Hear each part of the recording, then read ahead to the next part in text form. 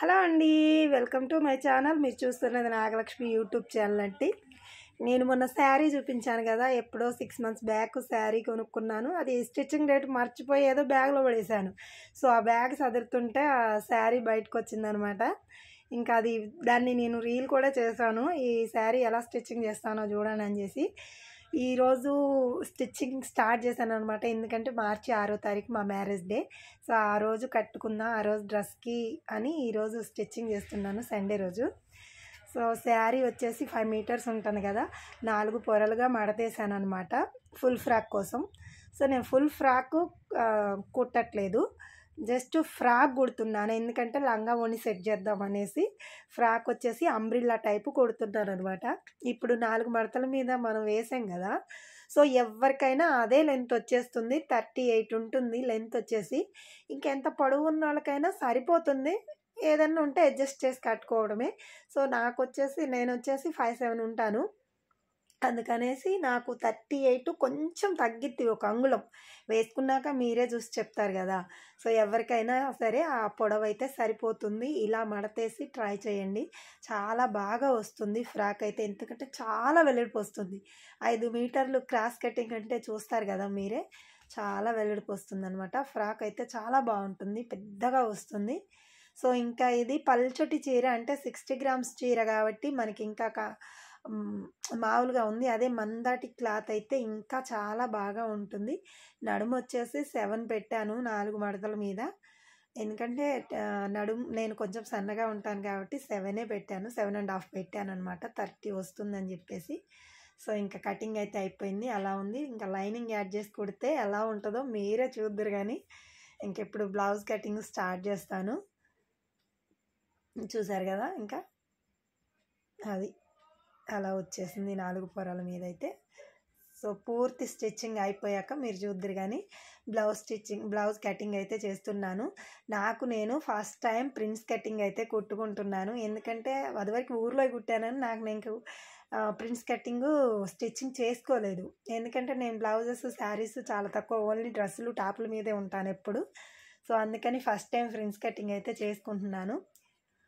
నా blouse size చాలా చిన్నది కాబట్టి నేను ఇక్కడ మధ్యలో కటింగ్ వచ్చేసి అందరూ అంగుళం కట్ చేస్తారు కదా, సో నేను అంగుళం కట్ చేయలేదు. అవుట్ఫిట్ బాగుండాలని చెప్పి నేను అరంగుళమే తీసాను. కొంచెం బొద్దుగా లావుగా ఉన్న వాళ్ళకి జాకెట్ సైజు పెద్దగా ఉంటుంది కదా, సో వాళ్ళకైతే ఖచ్చితంగా అంగుళం తీయాలి. ఫ్రంట్ మెడ సైజు వచ్చేసి నేను 8 పెట్టాను, 8 కొంచెం తగ్గించాను, ఎందుకంటే మరీ ఎక్కువైతే బాగుండదు మెడ అని చెప్పేసి. షోల్డర్ వచ్చేసి 4.5 పెట్టాను. ప్రిన్స్ కటింగ్ ఇంకా మార్కర్ చేసుకున్నాను కదా, మార్కర్ అనేది చాప్లీస్తో నీట్గా మనం చేసుకునేటప్పుడే మార్కర్ చాలా నీట్గా, కొంచెం కూడా వంకర టింకర లేకుండా మార్కర్ చేసుకున్నాం అనుకోండి, కుట్టడానికి చాలా ఈజీ, కట్ చేయడానికి చాలా ఈజీగా ఉంటుంది.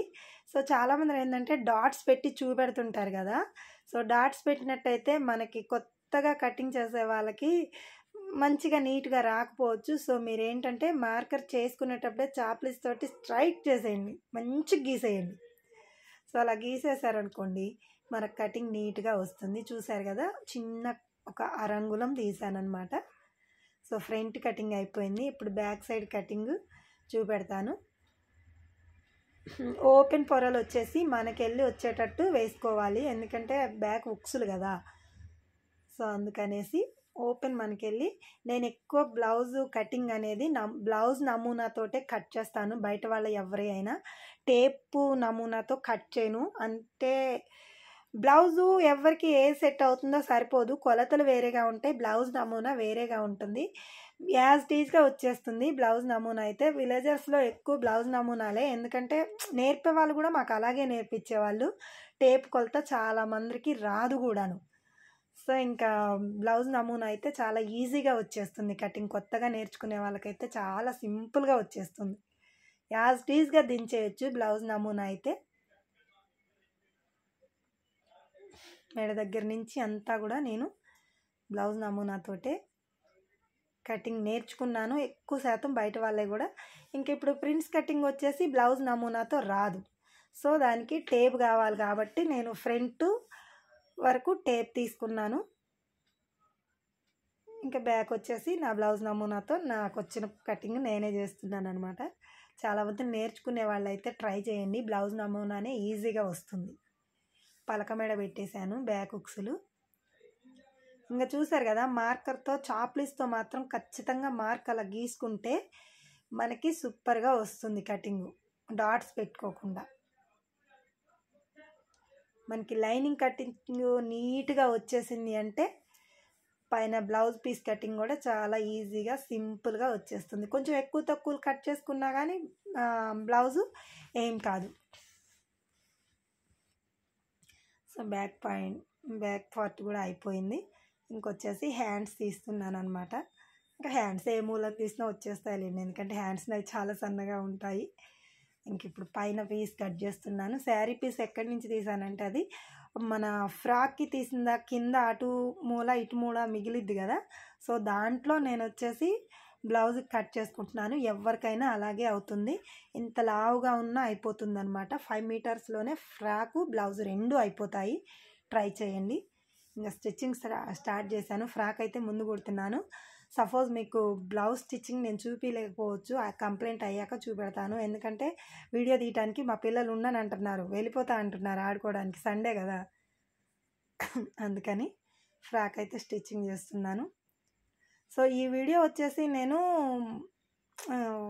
సండే రోజు తీశాను, బట్ మార్చి 6వ తారీఖు నేను ఆ డ్రెస్ వేసుకుంటాను. సో 7వ తారీఖు అయితే వీడియో అప్లోడ్ చేస్తాను. ఎందుకంటే డ్రెస్ అయితే స్టిచ్చింగ్ చేస్తున్నాను కానీ వేసుకునేది మీకు చూపించాలి కదా, అవుట్ఫిట్ ఎలా వచ్చింది అనేది. సో అందుకని వేసుకున్నాక కంప్లైంట్ అవుతుంది. అప్పుడు మీకు క్లారిటీగా నేను చెప్పగలను, చూపించుకోగలను, ఇలా కుట్టుకున్నాను, ఎలా వచ్చింది డ్రెస్ అని అడగగలను. అందుకని చెప్పేసి మార్చి 6వ తారీఖు తర్వాత నేను వీడియో అయితే రిలీజ్ చేస్తాను. నాకైతే కంప్లైంట్ అయిపోయింది కూడా. చూసారు కదా ఎలా వచ్చిందో. లైనింగ్ వేసేసా, చాలా నిండు కలర్ కదా, నేవీ బ్లూ అనేది ఎవరికైనా బాగుంటుంది. చాలామంది ఫేవరెట్ కలర్ నేవీ బ్లూ అనేది. నాకైతే one of the favourite colour navy blue అనేది, చాలా చాలా ఇష్టమైన కలర్. ఇంకా నాడాకి సెట్ చేస్తే అయిపోతుంది. వచ్చేసింది. ఇంకొచ్చేసి చక్కగా కింద జిగ్జాగ్ చేయించామంటే ఫ్రాకు కంప్లైంట్ అయిపోతుంది. చూసారు కదా ఎంత వెడల్పుగా వచ్చిందో. మనకి ఇలా 4 పొరల మీద కటింగ్ చేస్తేనే వస్తుందండి. 3 మీటర్ల కటింగ్కి అయితే రాదు, కింద ముక్క పడుతుంది. 3 మీటర్ల కటింగ్కి అయితే 5 మీటర్లు 4 పొరల మీద వేస్తే కొంచెం కూడా ముక్క పడకుండా మొత్తం ఫుల్ ఫ్రాక్ నీట్గా వచ్చేస్తుంది. ఇంకా బ్లౌజ్ స్టిచ్చింగ్ కూడా అయిపోయింది. చూసారు కదా, నేను హ్యాండ్స్కి ముందే తీసుకున్నాను, ఒక 5 అంగుళాలు పవిట చెంగు వదిలేశాను. సో అందుకని నాకు హ్యాండ్స్కి అది సరిపోయిందనమాట. పౌడ్ చెంగుకి డిజైన్ వచ్చేసింది. దాని గురించి నేను అవి హ్యాండ్స్కి వస్తే బాగుంటుంది, చాలా సింపుల్గా ఉందిగా బ్లౌజ్ అనేసి సూపర్గా వచ్చింది. అసలు బ్లౌజ్ అయితే ఎంత కరెక్ట్గా వచ్చిందో. సో వేసుకొని చూడాల్సిన పని లేదు నేను, ఎందుకంటే మ్యారేజ్ డే కానీ కుట్టుకున్నాను కదా, మధ్యలో ఎందుకు వేసుకోవటం అని చెప్పేసి వేసుకోలేదు. సో హ్యాండ్ అయితే ఎక్కించుకొని మీకు చూపెడుతున్నాను ఆ డిజైన్ కోసం కేవలం. చూసారు కదా పౌడ్ చెంగు డిజైన్ అది అలా వచ్చిందనమాట. ఎక్సలెంట్గా వచ్చింది ఫ్రెండ్స్. కటింగ్ బ్లౌజ్ అయితే వేసుకున్నాక మీకే అనిపించింది, మీకే అర్థమవుద్ది కదా. ఇంకా బ్యాక్ సైడ్ పలక మెడ పెట్టేశాను. మన హ్యాంగ్లర్స్కి కూడా నేను ఏమీ తెచ్చుకోలేదు బయట నుంచి, చేతిలో ఉన్న వర్క్ తోటే ఏదో ట్రై చేశాను అనమాట. ఇంకా 4 పెట్టాను, అవి హ్యాంగ్లర్స్ లెక్క బాగున్నాయనే నేను అనుకుంటున్నాను. సో ఎలా ఉంది వేసుకున్నాక మీకే అర్థమైద్ది, మీరే చూపించుదురు. కానీ ఫ్రాక్ ఇందాకే చూపించాను కదా, ఫ్రాక్ కూడా కంప్లైంట్ అయిపోయిందని చెప్పేసి. సో మధ్యలో ఈ వీడియో అంతా చూసుకుంటూ ఒక చిన్న లైక్ అయితే చేయండి. కొత్త వాళ్ళు అయితే మన ఛానల్ సబ్స్క్రైబ్ చేసుకోండి. ఇంకా నా లాస్ట్ అవుట్ఫిట్ ఎలా ఉందో చూపెడతాను. కంప్లైంట్ లుక్ వచ్చేసి డ్రెస్ అయితే ఇలా ఉంది.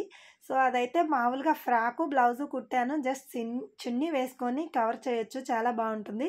కానీ విలేజ్ కదా, అలా చున్నీ వేసుకొని బయటకు వెళ్ళలేం కాబట్టి నేనైతే ఓనీ సెట్ చేశాను. లంగా ఓనీ జాకెట్ అన్నట్టు ట్రై చేశాను అనమాట. అంటే వైట్ కలర్ ఓనీ ఆల్రెడీ నా దగ్గర ఉంది కాబట్టి అలా ట్రై చేశాను. నా డ్రెస్ లాస్ట్ కంప్లైంట్ ఎలా ఉందో మీరే చెప్పాలి. చిన్న కామెంట్ అయితే చేయండి ఎలా ఉంది డ్రెస్ అనేది. సో ఇది ఫ్రెండ్స్ మా మ్యారేజ్ డే డ్రెస్ అయితే. ఓకే ఫ్రెండ్స్, ఇప్పటివరకు చూసినందుకు అందరికీ thank you so much. Dress ఎలా ఉందో కామెంట్ చేయండి, అలాగే లైక్ చేయండి. బాయ్.